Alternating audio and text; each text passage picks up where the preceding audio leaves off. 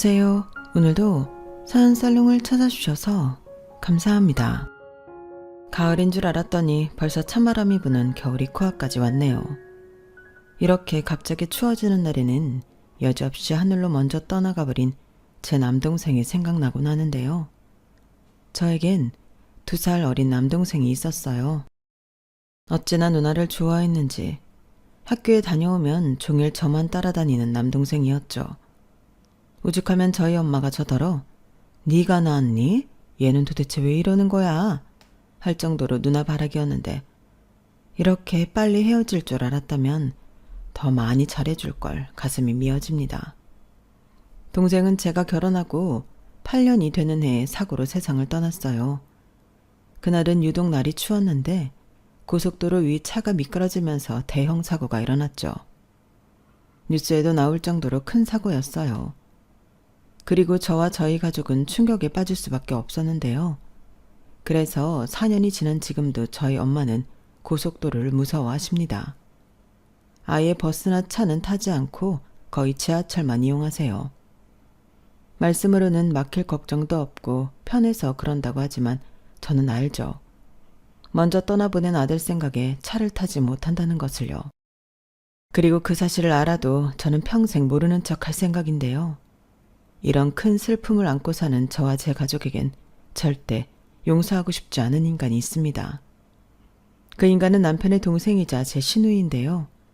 그때의 사건으로 연 끊고 얼굴 안 본 지 3년이 다 되었는데 만약 이 사연을 문제의 시누이가 듣게 된다면 이거 네 얘기라고 꼭 말해주고 싶네요.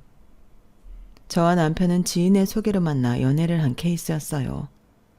둘 다 연애한 지 너무 오래돼서 누군가를 만나고 싶을 때 딱 그런 때였죠. 그리고 2년 조금 넘게 연애를 한 끝에 저희는 결혼을 약속한 진지한 사이가 되었고 그 뒤로는 자연스럽게 양가 인사를 다니는 것을 시작으로 부부의 연을 맺게 되었죠. 보통 결혼하는 과정에서 그렇게 많이 싸운다고 하던데 저희는 서로 성격도 비슷하고 생각하는 가치관이 똑같아 결혼하는 과정에서 다툼 같은 건 없었는데요. 거기에 친정이나 시댁이 누가 더 낫다고 할 것도 없이 비슷한 형편이라 집안들끼리 불편할 일도 없었어요. 저희는 애당초 양가에 도움을 청하지 않았거든요. 그리고 저에겐 2살 아래 남동생이 있었고 남편에겐 4살 어린 여동생이 있었는데 이 여동생이 문제의 시누이입니다. 아, 참고로 신우와 저는 동갑이에요. 그래서 신우가 존댓말과 반말을 섞어하며 저를 은근히 하대하곤 했는데 그래서 처음부터 신우랑 잘 지내고 싶은 마음 따위는 없었어요. 거기에 결혼 전부터 결혼 선배에게 들었던 조언이 있었는데 결혼하면 무조건 시댁 식구와는 일정하게 거리를 두고 사는 게 좋다고 하더라고요. 물론 좋은 시댁 식구들도 많겠지만 저는 신우와는 꼬라지를 보고 처음부터 노선을 그렇게 정하기로 했죠. 대신 제가 할 도리는 이거저거 재지 말고 그 어떤 계산 없이 하자고 생각했는데 결혼 전부터 남편도 동의한 상황이었어요. 저희가 결혼 준비를 하면서 그 신우 때문에 이런저런 일이 좀 있었거든요. 그리고 저희 남편은 다행히 자기 식구만 하는 그런 남의 편은 아니었던지라 이런 제 생각을 존중해줬는데 그 부분은 그때도 지금도 아주 고맙게 생각하고 있어요. 남편은 결혼한 지 12년이 된 지금도 그 점은 변함이 없는 사람이죠. 거기에 시부모님도 부족한 며느리 성에 차지 않는 점도 많을 텐데 지금까지도 늘 수고한다 고맙다고 하시는 분들이라 이런 가족 중에 그런 도라이 돌연변이가 있다는 게 그저 놀라울 따름입니다. 저희 신우는요. 어릴 때도 떡잎부터 남달랐다고 했어요. 아주 어렸을 때부터 지가 공주인 줄 알고 친구한테 함부로 하다 왕따 당하고 청소년기엔 뻑하면 사고를 쳐서 경찰서에 들락날락 하더니 결국엔 학교까지 잘려서 검정고시를 봤는데 그것도 시아버님이 겨우 설득해서 턱걸이로 합격했다고 하더라고요. 거기에 셈은 또 얼마나 많은지 저랑도 결혼 전부터 이거 해달라 저거 해달라 갈등이 있었는데 이때도 이건 뭔가 황당하기만 했었네요. 누가 정식으로 가족이 되지 않은 예비 올케에게 물질적인 걸 요구하나요? 그리고 저는 솔직히 결혼 준비하면서 제가 신우한테 뭘 해줘야 한다는 생각 자체도 없었는데요. 신혼여행 다녀오면 선물이나 하나 사다 줄지언정 그런 건 전혀 생각도 못했어요. 그런데 어느 날 느닷없이 번호 교환도 하지 않은 신우이가 매우 친절하게 자기 선물 리스트라며 문자를 보냈고 그 문자를 확인했을 때의 충격이란 아직도 오늘 일처럼 생생하기만 합니다. 문자 내용은 내용이랄 것도 없었어요. 언니, 안녕하세요. 저예요. 언니 예비신우. 결혼 준비는 잘하고 계시죠? 결혼 준비하면 이것저것 고민할 것도 많을 텐데. 해서 제 선물은 고민하시지 않게 딱 정해드리려고요. 저는 다른 건 필요 없고요. 샤넬 가방, 샤넬 구두, 샤넬 원피스면 돼요. 그러니 괜한 돈 쓰지 마시고 딱 이렇게만 준비해주세요. 언니의 센스를 기대할게요. 라고 왔는데 센스 좋아하시네. 저는 바로 내용을 복사해서 남편에게 보내버렸어요. 자기야, 내가 보낸 문자 봤어? 자기 동생 원래 이렇게 경우가 없는 사람이야? 나 솔직히 너무 놀랐어. 자기가 오빠니까 어떻게 좀 해봐. 샤넬 가방에 구두, 그것도 모자라 원피스까지? 누가 결혼하는 거니? 난 절대 그것들 못 해주니까 자기가 해결해. 아니면 나 이 결혼 못해. 자기야, 흥분하지 마. 이놈의 기집애. 얘 진짜 왜 저러냐? 자기 연락처는 또 어떻게 한 거고. 자기야, 미안해. 내 동생들은 내가 책임지게 해결할게. 그러니까 자기는 그딴 문자 지워버리고 신경 쓰지 마. 정말 얘 때문에 못 살겠다. 남편은 그 문자를 보고 저 못지않게 흥분했어요. 그래서 그날 저녁 남편은 퇴근 후 바로 집으로 가서 놀고 자빠져 있는 자기 동생 정신교육을 제대로 시켰다고 했는데 신우가 제가 정말로 그것들을 해줄 줄 알았다고 하더라고요. 황당했죠. 예비 올케를 상대로 한몫 단단히 잡을 생각을 하고 있던 거잖아요. 그리고 신우는 지 오빠한테 혼난 게 저 때문이라고 생각했는지 단단히 삐쳐서는 저희 결혼식에도 참석하지 않았는데요. 말도 꼭 지처럼 제가 아무것도 해주지 않아서 결혼식에 오지 말라는 뜻으로 받아들였다고 하는 거 있죠. 솔직히 그건 제 입장에서 고마운 일이긴 했어요. 덕분에 기분 좋은 날 신우 얼굴 보고 기분 상하는 일은 없었으니 제 입장에서는 오히려 고마운 일이었죠. 그리고 저는 신우 때문에 결혼을 하지 말까도 고민한 결정적인 사건도 있었는데 그건 결혼 전 신우한테 돈을 도둑 맞은 일 때문이었어요. 왜? 결혼 준비할 때 신부 쪽에서 예단비를 드리잖아요. 저도 돌려받을 거 계산해서 500만 원을 봉투에 넣어드렸는데 남편 말로는 시부모님이 200만 원만 받으시고 300만 원은 돌려주셨다고 하셨는데 웬걸. 집에 와서 확인하니 봉투에는 100만 원만 들어있었죠. 제가 너무 의아해서 따지긴 뭐하지만 남편이 착각한 건 아닐까 싶어 남편에게 살짝 물었는데 시간이 지나 신우가 돈 봉투에 저 몰래 손을 댔다는 걸 알게 되었어요. 정말 충격적이었죠. 어떻게 옳게 될 사람의 돈에 손을 댈 수가 있냐고요. 그리고 그때도 정말 황당한 말을 들었는데 제가 그걸 따지고 들 줄은 몰랐다고 하더라고요. 울키 언니도 정말 대단하다. 어떻게 돈이 부족하다고 그걸 바로 얘기할 수가 있어? 그냥 시부모님이 100만 원만 돌려줬구나 하면 될 일이지. 진짜 이상한 사람이야. 오빠, 정말 이 결혼 해야겠니? 저는 그 사실을 전해 듣고 뭐 저런 게 다 있지? 내가 과연 저런 집에 시집을 가도 되는 걸까? 하며 현타가 세게 왔어요. 그도 그럴 게 적반하장도 따로 없지. 사과를 해도 모자랄 판에 남편한테 저랑 결혼을 해야겠냐고 물었다는 게 상식 밖의 일이잖아요. 하지만 그놈의 사랑이 뭔지. 남편과는 헤어지고 싶지 않아 결혼을 진행했고 나중에 남편이 예단 일은 미안하다며 자기 돈으로 200만 원을 채워줬는데 그런 일도 있었다 보니 신우가 결혼식에 오지 않은 게 제 입장에서는 환영할 일이었어요. 그런데 그런 일들 때문인지 시부모님은 저에게 항상 미안해 하셨는데 그때까지도 영문을 모르던 저희 부모님은 온통 어리둥절한 일들이셨어요. 사실 신우가 결혼식까지 오지 않을 줄은 몰랐기에 저희 부모님은 오만 생각을 다 하셨다고 하더라고요. 그때 당시 저희 아빠가 많이 아프셔서 제가 아주 큰일이 아니고서는 집에는 말을 아끼던 때였는데 나중에서야 신우 이야기를 듣게 된 저희 친정아빠는 저에게 조용히 이렇게 당부하셨어요. 그래도 이제 한 가족인데 너무 그러지 마라. 나쁘게 지내서 좋을 게 뭐가 있니? 나이는 같아도 이제 네가 손윗사람이니까 선물 하나 좋은 걸로 해주고 풀어줘. 오죽 속상하면 오빠 결혼식도 안 왔겠니? 저는 차마 아픈 아파하기까지 걱정을 끼치고 싶지 않아 알았다고 했죠. 하지만 진짜로 신우의 기분을 풀어줄 생각은 눈꼽만큼도 없었는데요. 처음부터 들어주기 시작하면 저를 호구로 볼 거라고 생각해서였어요. 서열 싸움이라고 하면 웃기지만 초장에 잡아야 한다고 생각하기도 했었죠.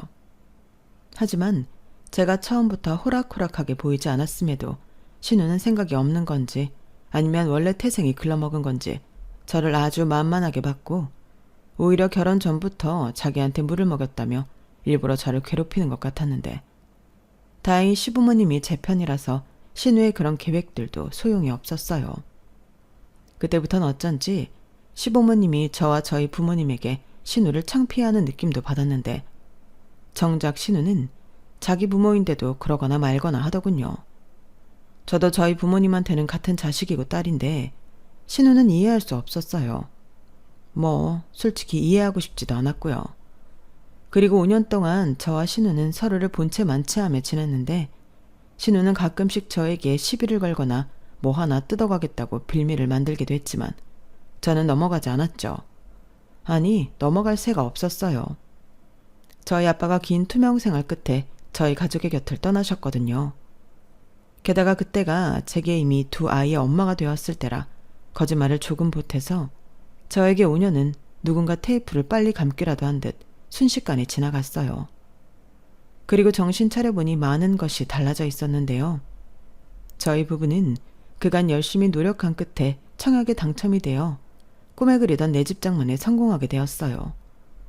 물론 대출이 있긴 했지만 너무나도 뿌듯했었는데요. 그러면서 너무 들뜬 나머지 앞으로 저에겐 더 큰 행복만이 기다리고 있을 거라고 자만했어요. 그리고 그렇게 방심한 어느 날 조금 더 제 곁에 머물러 줄 줄 알았던 아빠가 돌아가셨고 그 일과 맞물려 신우가 혼전 임신을 해 시댁이 발칵 뒤집어졌는데 신우는 마치 자기가 줄리엣이라도 된 것처럼 결혼시켜주지 않으면 뱃속의 아이랑 같이 콱 죽어버리겠다며 지랄 생쇼를 했어요. 하지만 시부모님은 아랑곳하지 않으시고 결혼은 절대 안 된다며 반대를 하셨는데 신우는 지 사랑이 무슨 불굴의 사랑이라며 혼인신고를 해버렸죠. 그리고 무슨 깡인지 돈 한 푼 없으면서 결혼식장을 덜컥 잡아버렸는데요. 그렇게 무대뽀로 결혼을 감행하더니 하필이면 저희 동네로 신혼집을 구했다고 하더군요. 정말 최악이었어요. 사실 그때부터 기분이 쎄하긴 했거든요. 거기에 들어보니 신우 남편이 이렇다 할 직업도 없이 허황된 꿈만 쫓는 사람이었는데 아니나 다를까 신우는 맨날 돈이 없다며 저희 집을 편의점처럼 이용하려 하더군요. 필요한 건 저희 집에서 구해가는데 어떤 날은 종량제 쓰레기 봉투도 없다며 그것도 달라고 하는데 황당했죠. 그래도 어쩌나요? 쓰레기 봉투가 없어서 쓰레기도 못 버린다고 하는데 줘야죠. 그리고 황당한 일은 그뿐만이 아니었는데 신우는 제가 동네 마트에서 장을 보고 있다고 하면 조금만 기다려달라고 하고는 쪼르르 슬리퍼만 신고 마트까지 따라와 같이 장을 보고 계산은 저한테 밀어버리는 등 얌체짓을 잘도 했어요. 그건 거의 상습법 수준이었는데요. 물론 처음엔 형편이 어려우니 그러나 보다 하고 이해하려 했어요. 어찌됐든 미우나 고우나 남편 동생이고 임신 중이니 올케로서 그 정도는 도와주자 싶었죠. 그런데 호의가 계속되면 호구가 된다고. 그렇게 한번 넘어가주니 제 지갑을 아주 지지갑인 줄 알고 같이 쓰자고 덤비는데 이건 아니다 싶었죠.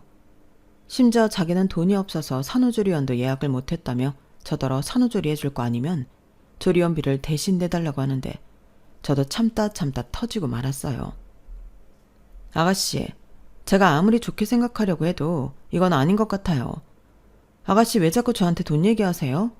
저는 아가씨 부모가 아니에요. 아가씨 성인이고 결혼했으면 이젠 아가씨 일은 아가씨가 해결해야죠.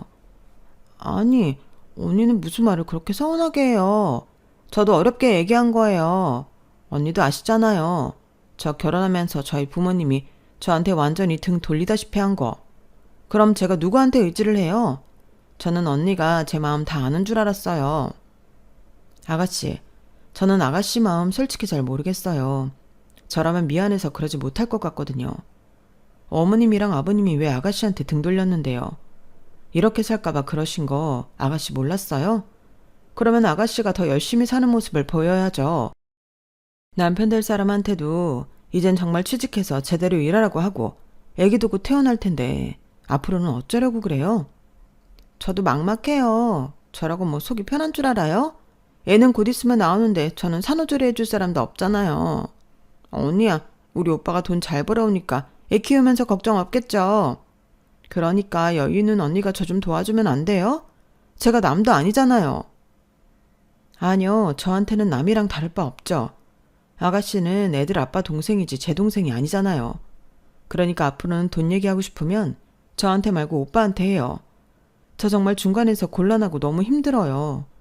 그리고 제 말 서운하다 생각하지 말고 지금이라도 어떻게 살지 고민 좀 해보세요. 신우는 제 말에 기분이 나빴는지 삐쳐서는 한동안 모습을 보이지 않았어요. 저도 일부러 연락하지 않았죠. 제가 심보가 나쁜 건지 신우 꼴 아직 안 보니 좀 편하더라고요. 하지만 그래도 핏줄이라고 남편은 자기 동생이 신경이 쓰였는지 제 눈치를 보고 이렇게 말하더군요. 저기 여보, 내가 이런 말하면 당신이 어떻게 생각할지 모르겠는데 은영이한테 다만 얼마라도 해주는 게 어때? 나도 내 동생 이쁘진 않지만 그래도 곧 있으면 애도 태어날 텐데 걔들이 뭘 준비했겠어. 내가 차마 당신한테 은영이 산후조리 해달라는 말은 못하겠고 태어나려는 죄가 없으니까 마지막으로 생각하고 한 번만 은영이 도와주면 안 될까? 내가 자기 마음 모르는 거 아닌데 나는 솔직히 좀 불안해. 나라고 뭐 처음부터 자기 동생이 싫었겠어? 나도 처음엔 별 생각 없이 필요한 거 있다고 하면 사주고 했는데 결국엔 그게 독이 됐잖아. 근데 이번에도 도와주면 아가씨가 마지막이라고 생각할까? 당신은 이 이상 감당할 수 있어? 미안한데 나는 못해. 이런 말해서 미안한데 나는 아가씨가 우리 동네 이사 오고 우리 애들한테도 신경 못 쓰고 우리 엄마도 못 챙기고 있잖아. 나 솔직히 너무 스트레스 받아. 알아. 알지. 그건 정말 미안하게 생각해. 알았어. 조금만 더 고민해보자. 남편은 제가 난색을 표현하자 한 발 물러서는 듯 말했어요. 그리고 며칠 후 신우는 조카를 낳았는데요.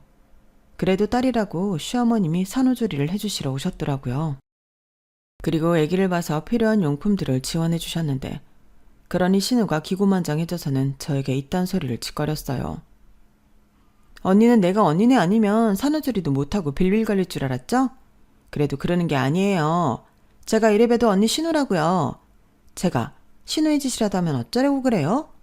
그러지 말고 제가 마지막으로 기회를 줄 테니 생각 좀 잘해보세요. 제가 생각해봤는데 언니 아직 저희 출산 선물도 안 해줬잖아요. 이제 와서 애기용품 받는 것도 그렇고 그냥 매달 10만 원씩 우리 애기 적금 넣어준다고 생각하고 제 계좌로 입금하는 거 어때요? 삼촌이랑 외숙모면 그 정도는 해줄 수 있잖아요. 그러는 아가씨는 저한테 뭐 해줬는데요? 저는 출산도 무려 2번이나 했는데 아가씨한테 뭐 하나 받은 기억은 없거든요. 그리고 아가씨도 저희 애들한테는 고모인데 아가씨가 먼저 저희들 앞으로 입금해주면 저도 할게요. 뭐예요? 언니는 벼룩에 간을 빼먹어요. 제가 그럴 돈이 어딨어요? 정말 무슨 말을 못해. 언니 정말 그렇게 살지 마요. 있는 사람들이 더 한다고. 언니 그렇게 살면 천벌 받아요. 저는 신우의 악담에 기분이 너무 나빴어요. 자기가 먼저 시작해놓고서 저런 말을 하는 그 심보는 뭐예요? 그래서 남편한테 이야기하고 아무리 사정이 딱해도 어떤 것도 해주고 싶지 않다고 제 의사를 전했는데요. 남편은 그 망할 기집애가 또 그래? 아유, 동생이라고 좀 생각해주려고 했더니 걔는 어떻게 철이 안 드냐. 자기가 하고 싶은 대로 해. 나는 무조건 당신 편이야. 라며 제 편을 들어줬어요. 그래서 그날 이후로는 신우 전화가 울려도 받지 않고 집에 찾아와 초인종을 눌러도 없는 척 문을 열어주지 않았는데 좀 성가시긴 했지만 그 전에 비하면 훨씬 삶의 질이 좋아졌죠. 그렇게 살기를 몇 달이 지났어요. 가을이 지나고 추운 겨울이 찾아와 아직 어린 저희 아이들은 서로 독감을 주고받으며 난리도 아니었는데요. 그러던 어느 날 친정 엄마에게서 다급한 연락이 왔어요. 마른 하늘의 날벼락 같은 그 연락은 저를 아무것도 할 수 없게 만들었죠. 지영아, 이를 어쩌면 좋으니? 글쎄 우리 치우기가. 친정엄마는 목이 메어 말을 제대로 하지 못하셨어요. 그리고 겨우겨우 저에게 동생이 고속도로에서 사고가 났다며 병원으로 급히 오라고 했는데 무슨 정신으로 병원에 갔는지도, 신발도 짝짝이를 신고 병원으로 달려갔어요. 하지만 동생은 이미 떠난 후였고 저희 엄마는 병원이 떠나가도록 통곡을 하셨는데 결국 충격에 졸도를 하시고 마셨어요. 저도 혼이 반쯤은 나가 있었는데 벌써 가족을 둘이나 먼저 보내니 왜 나한테만 이런 일들이 생기는 건가 세상이 원망스럽더군요. 그리고 동생이 저에게 잘해줬던 일들이 스쳐 지나가는데 너무 마음이 아파 심장이 찢어지는 것 같았어요. 동생은 제가 됐다고 해도 제 결혼할 때 모아놓은 지 전 재산을 저에게 입금했어요. 혼수라도 더 좋은 걸로 하라며 어찌나 말도 예쁘게 하던지. 샤넬 타령하는 누구랑은 판이하게 달랐죠.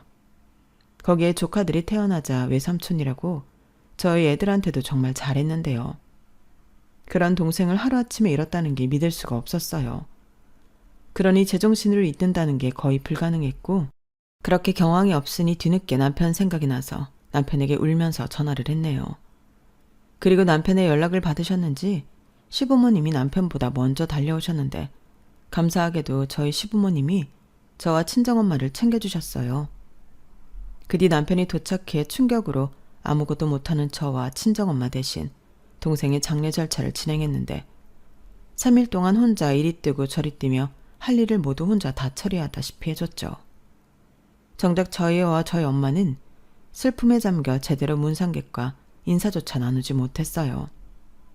솔직히 아빠가 떠났을 때도 이 정도는 아니었는데 동생의 죽음은 그만큼 저희 모녀에겐 악몽 같은 일이었어요. 잠도 자지 못하고 식사도 못하는, 그야말로 숨 쉬는 것도 힘든 시간이었죠. 민서 엄마야, 밥도 안 먹고 너 그러다 쓰러진다? 너라도 버텨야 네 엄마가 너를 의지하지. 네가 그러고 있으면 네 엄마는 어떡하라고. 어머니 죄송해요. 근데 도저히 아무것도 할 수가 없어요. 저 어떡해요? 아휴, 우리 며느리 안쓰러워서 어떡하노. 우리 사돈총각 닦여서 어떡하노. 그래도 민서 엄마야, 너라도 씩씩하게 버텨야 한다. 지금은 네 엄마만 생각해. 너 그러다 네 엄마 잘못되면 그땐 어쩌니. 나도 너한테 이런 말 하기 정말 싫은데 버텨라. 네가 버텨야 네 엄마가 산다. 저는 시어머니를 붙잡고 한참 동안 목 놓아 울었어요. 그렇게 눈물로 동생을 보내고 시부모님이 저희 애들을 맡아주신 덕에 친정엄마와 한동안 함께 있을 수 있었죠. 지금도 그때를 떠올리면 시부모님에게 너무나 감사해요. 그리고 저희 엄마와 저는 슬프고 아프지만 현실을 받아들여야만 했는데요. 잔인하게도 동생의 일로 수습해야 할 일이 많았어요. 최초 사고 원인에 대한 시시비비와 보상 문제도 있었고 동생의 사업과 재산 정리 등 할 일이 정말 많더라고요.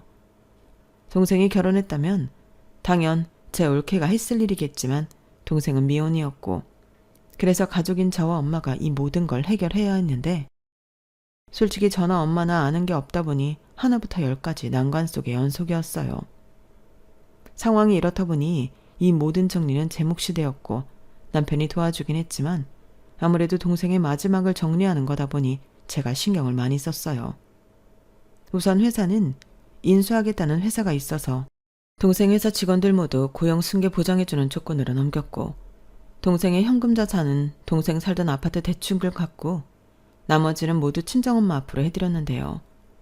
문제는 동생이 살던 아파트였어요. 저는 사실 제 것도 아니고 해서 처분할 생각에 대출금부터 정리한 건데 시세를 알아보니 10억대더라고요. 대형 평수는 아니었는데 솔직히 좀 놀라긴 했어요. 제가 부동산에 대해 잘 모르기도 해서 더 그랬죠. 동생 사업이 잘 되는 줄은 알았지만 생각보다 동생이 자산을 현명하게 잘 모으고 있었더군요. 그런데 제가 처분하려고 하니 부동산에서 말렸어요. 너무 아깝다는 이유였죠. 앞으로 향후 몇 년은 계속 오를 건데 차라리 월세든 전세든 세를 주라고 하는데 그런 얘기를 들으니 고민이 됐어요. 그래서 친정엄마에게 상의를 했고 저희 엄마는 아무래도 집은 동생의 흔적이 제일 많이 남아있는 곳이니 일단은 두고 천천히 고민해보자고 하셨어요. 어차피 당장 팔 게 아니라면 천천히 결정해도 될 일이니 저도 그게 좋다고 생각했죠. 그렇게 일을 처리하다 보니 저도 사람인지라 심신이 지쳤는데 그제야 그간 제대로 신경 써주지 못한 남편과 제 아이들이 보이더군요. 굉장히 미안했어요. 그러면서 제 몸은 하나인데 챙길 사람들은 많으니 그것도 좀 벅찼는데요. 그때도 시부모님은 누구보다 저를 걱정하셨어요. 제가 살이 너무 빠졌다면서 시어머니는 영양제도 사오시고 저 먹으라고 곰국도 끓여서 가지고 오셨는데 솔직히 그때는 친정 엄마보다 시어머니에게 감사한 마음과 동시에 많이 의지했어요. 그리고 남편도 저를 많이 챙겨줘서 그 덕에 저는 다시 일상으로 돌아올 수 있었는데요. 물론 가족을 잃은 슬픔이 완전히 괜찮아질 수는 없는 일이지만 동생을 위해서라도 누구보다 잘 살아야겠다는 생각을 많이 했던 것 같아요. 그러면서 남편과 아들을 잃은 저희 엄마를 누구보다 잘 챙겨야겠다는 다짐을 했었는데 남편 역시 그런 제 마음을 알았는지 주말이면 저희 친정 엄마를 보러 자기가 먼저 자처해서 가자고 하더군요. 급기야 합가 제안까지 했는데 그건 저희 엄마가 거절하셨어요. 정서방, 정말 고마워. 내가 이번 일로 진짜 우리 서희가 제일이라는 생각을 했네. 원래도 우리 딸한테 잘해줘서 고맙다고 생각했는데 자네 아니었으면 지금 내가 이렇게 온전히 있을 수 있었을까 생각하곤 해. 그런데 합가까지 하면 내가 너무 미안하지. 원래 사이가 좋아도 함께 살면 탈이 나는 법이잖아. 나는 지금도 충분히 만족하고 고마워. 그래도 장모님 혼자 계시면 쓸쓸하잖아요. 이 사람아, 언제는 나 혼자 아니었나? 나는 괜찮아. 저희 엄마는 저희 남편의 제안을 거절하시면서도 한편으로는 무척이나 고마워하셨어요. 그리고 농담처럼 지우기가 나가 산다고 했을 때 말리지 않아서 다행이었다며 씁쓸해 하시기도 하셨는데요. 이 이상은 시간이 필요하다고 생각했죠. 그런데요, 전혀 생각하지 않은 복병이 등장했어요. 그건 다름 아닌 신우였는데 제가 정신이 없어서 인지하지 못했는데 어느 순간부터 신우가 저한테 굉장히 잘하는 거예요. 제 동생 장례식장에도 부정 탄다고 코빼기도 비치지 않더니 제가 동생 재산 정리한다고 바쁠 때는 자기가 자처해서 저희 집 청소도 하고 저희 애들 식사도 챙기는 등 안 하던 짓을 했는데 그때는 경황이 없어서 이상하다는 생각도 하지 못했어요. 물론 고마운 일이고 신우를 다시 보는 계기가 되었지만 워낙에 신뢰가 없었기 때문에 반신반의했었죠. 하지만 내심 자기도 결혼하고 가족이 생겨서 철이 든 거면 좋겠다고 생각했는데 역시나 사람은 변하지 않더라고요. 언니, 엄마한테 얘기 들었어요. 언니 이제 정신없는 거 얼추 끝났다면서요? 그동안 많이 힘드셨죠? 고생했어요. 고생은요. 제가 그동안 정신이 없어서 아가씨한테 고마웠다는 인사도 못했네요. 우리 집 청소도 해주고 신경 많이 썼다면서요? 고마워요. 뭘요, 가족끼리. 힘든 일 있으면 서로 돕고 해야죠. 저희가 남인가요? 올케 언니는 저를 남이라고 생각하시겠지만 저는 언니를 제 친언니라고 생각해서 그건 당연하다고 생각해요. 네. 근데 언니 동생분이 나이는 어려도 재산이 꽤 된다면서요? 그거 다 정리하신 거예요? 네. 이젠 동생 살던 아파트만 빼면 다 정리했어요. 그렇구나. 혹시 동생분이 살던 아파트 어딘지 제가 알 수 있을까요? 왜요? 저도 이제 슬슬 이사를 생각해야 해서 이 동네 저 동네 알아보는데 제가 요즘 집에 관심이 많다 보니까 동생분이 꽤나 비싼 아파트에서 살고 계셨겠죠? 지금 제가 사는 곳보다는 훨씬 비싸더라고요. 평수도 저희 평수보다 작은데 근데 그 동네는 좀 비싸서 아가씨가 알아봐도 소용없을 것 같아요. 그래도 여기저기 알아보면 좋죠. 저 그 아파트 주소 좀 주세요. 저는 신우이가 제 동생 아파트 주소를 달라는 말이 꽤 거슬리더군요. 솔직히 그러면 그렇지 무슨 꿍꿍일까 싶은 생각이 들었는데 그렇다고 그걸로 또 싸우기도 싫고 어차피 제 것도 아니니 상관없겠다 싶어서 그냥 문자로 동생의 아파트 주소를 알려줬죠. 그리고 며칠 뒤 생전 뭐 하나 사들고 오는 법이 없던 신우가 케이크를 사들고 저희 집에 왔어요. 그 어린 조카까지 데리고 왔는데 예사롭지 않더라고요. 그런데 신우는 능청을 떨면서 제 비위를 맞추려고 했고 저는 신우가 그러면 그럴수록 의심스러웠어요. 언니, 못 보는 사이에 얼굴이 말이 아니네요. 예전 사돈어른 돌아가실 때랑은 비교도 안 돼요. 뭐 그렇죠. 에휴, 동생분이 결혼이더라도 했으면 언니가 이렇게 고생하지도 않았을 텐데. 그래도 동생이 하늘에서 누나한테 많이 고마워하고 있을 거예요. 동생이 그렇게 올케 언니를 좋아했다면서요? 근데 언니, 동생이 살던 아파트는 어떻게 할 거예요? 저는 순간 반짝이는 신우의 음흉한 눈을 봤어요. 그러면 그렇죠. 저는 신우의 뻔한 속을 보고 너무 어이가 없었어요. 그래서 냉정하리만큼 단호하게 말했죠. 글쎄요, 제 것도 아니고 일단은 저희 엄마 결정에 따르려고요. 제가 요즘 부동산 공부를 많이 하고 있는데 그 아파트는 지금 당장 팔면 손해예요. 그 동네가 호재도 있고 인프라가 좋아서 앞으로도 많이 오르겠더라고요. 근데 원래 사람 많은 집은 사람들이 꺼릴 텐데 그 집 주인이 죽었다는 걸 알면 사람들이 매매하려고 할까요? 재수없는 집이라고 안 팔릴까 걱정이네요. 네? 재수없는 집이라고요? 그렇잖아요. 살던 사람이, 그것도 건장한 남자가 하루아침에 사고사를 당했는데 당연히 찝찝하죠. 저는 신우의 말을 듣고 어이가 없어서 아무 말도 나오지 않았어요. 그러자 신우는 그게 찬스라고 생각했는지 그 주둥이를 계속 나불거렸고 그러면서 황당하게도 자기가 선심이라도 쓴다는 듯 저에게 이런 말을 하더군요. 언니, 냉정하게 생각하면 그 집은 안 팔려요. 세를 놓는다고 해도 누가 들어오겠냐고요. 원래 집은 기운이라는 게 있잖아요. 그래서 왜 잘 되는 집 있고 망하는 집 있다고. 그래서 드리는 말인데 제가 그 집에서 지내면 어떨까요? 아무래도 집이란 게 비어져 있는 것보다 사람이 살아야 정화도 되는 거고. 제가 잘 관리하면서 언니가 제값 주고 잘 팔 수 있도록 도울게요. 그러니까 그 말을 하고 싶어서 지금까지 밑밥을 깐 거예요? 재수가 없네, 집에 기운이 있네 하면서?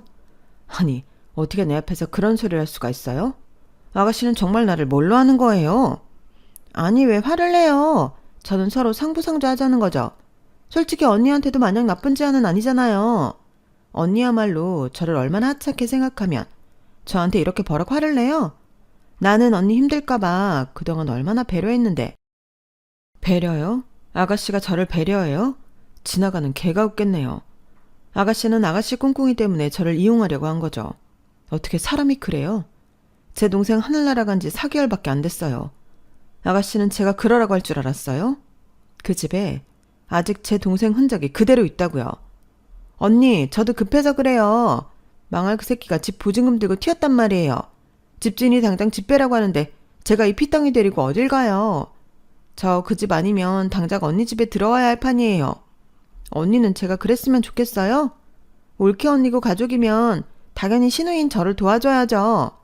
솔직히 동생 죽었으면 그 집 정도는 언니가 받아도 되는 거 아니에요? 그럼 언니 집인데 신우인 저한테 빌려줄 수도 있죠. 저는 신우의 억지 주장에 화가 머리 꼭대기까지 올라갔어요. 자가가 뭐라고 제 동생 아파트를 탐을 내냐고요. 그래서 홧김에 신우이가 사온 케이크를 꺼내 신우 얼굴에 그대로 던져버렸고 신우는 얼굴에 케이크 범벅을 하고는 비명을 지르며 난리를 치더군요. 아씨, 지금 뭐 하는 거예요? 이게 아주 올케 언니라고 존칭 서주니까 나를 아주 물러보네. 야, 너 미쳤어? 그래, 미쳤다. 너 같은 거 상대하는데 어떻게 안 미칠 수가 있겠니? 내가 올케 예단비 훔칠 때부터 알아봤어야 했는데. 뭐? 훔쳐? 야, 너 우리 오빠가 그 돈 채워줬잖아. 내가 모를 줄 알아?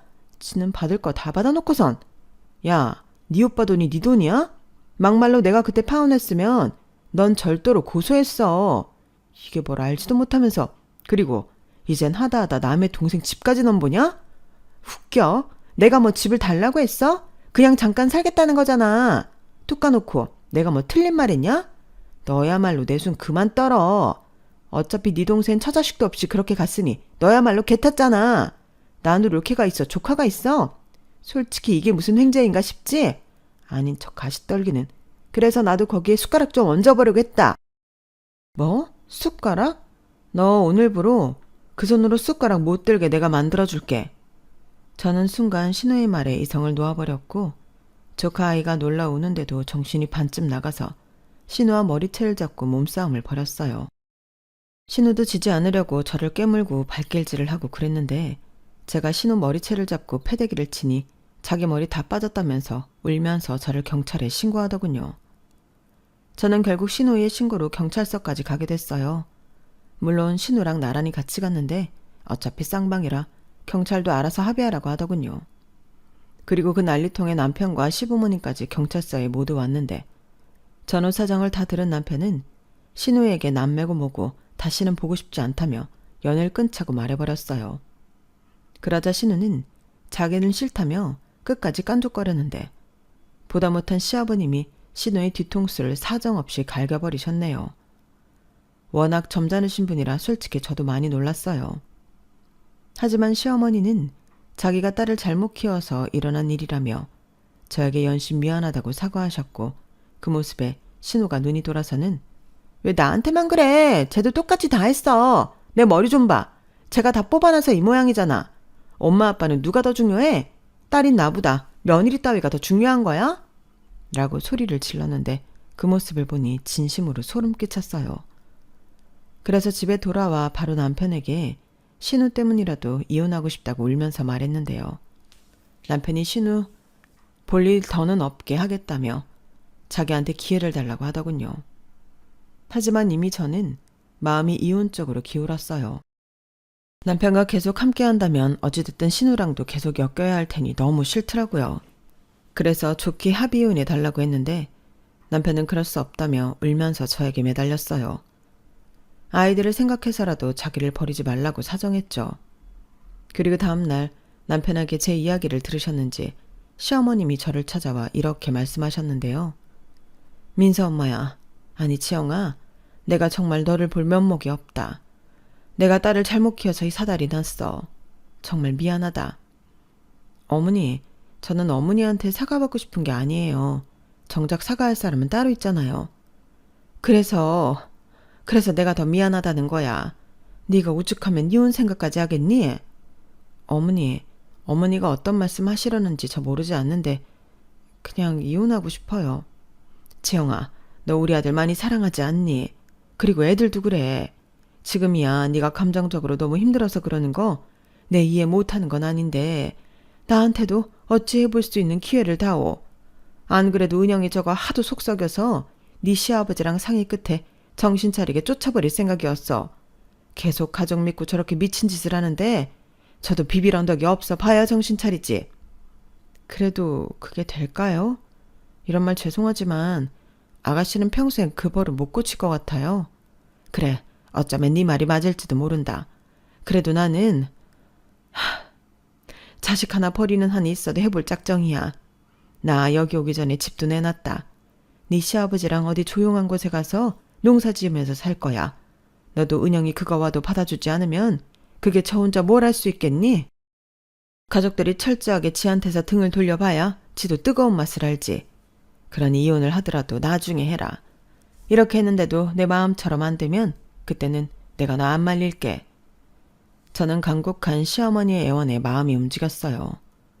그런 큰 결정까지 하셨는데 저도 한번 두고 보자 하는 생각이 들었죠.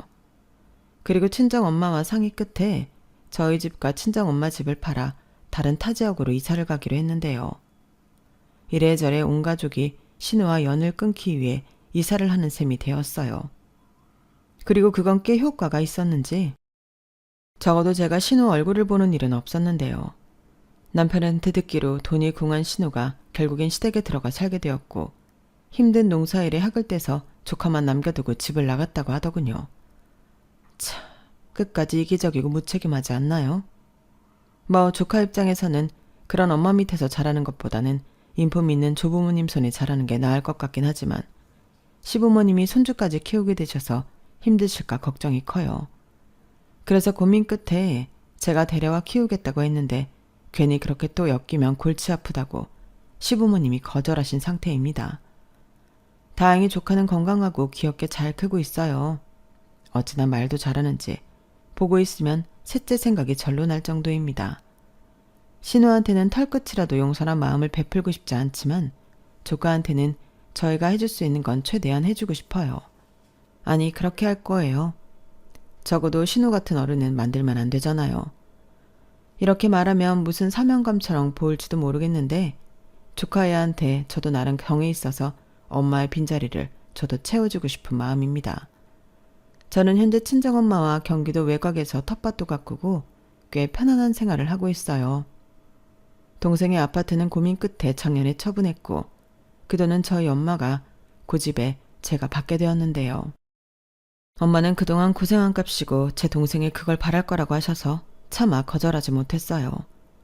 그리고 저희 아이들 클 때까지 그 돈은 건드릴 생각이 전혀 없어요. 그렇게라도 동생의 흔적을 갖고 싶은 누나의 마음일까요? 너무 이른 나이에 헤어지게 된 동생을 생각하며 저는 오늘도 동생 몫까지 열심히 살아가는 중이에요. 삶과 죽음은 종이 한 장 차이라는데 친정아빠도 제 동생도 저와 저희 엄마가 씩씩하게 살고 있는 모습을 하늘에서 지켜보고 있을 거라고 생각합니다. 그리고 할 수 있다면 다음 생에도 한 가족으로 태어나고 싶은데요. 그때는 우리 네 식구 아주 오래오래 함께 했으면 좋겠어요. 그리고 끝으로 저 하나를 위해 어려운 결심해준 남편과 시부모님께 무한한 감사의 마음을 전하고 싶은데요. 제가 앞으로 아내로서 며느리로서 최선을 다하겠다고 이 자리를 빌어 약속하고 싶습니다.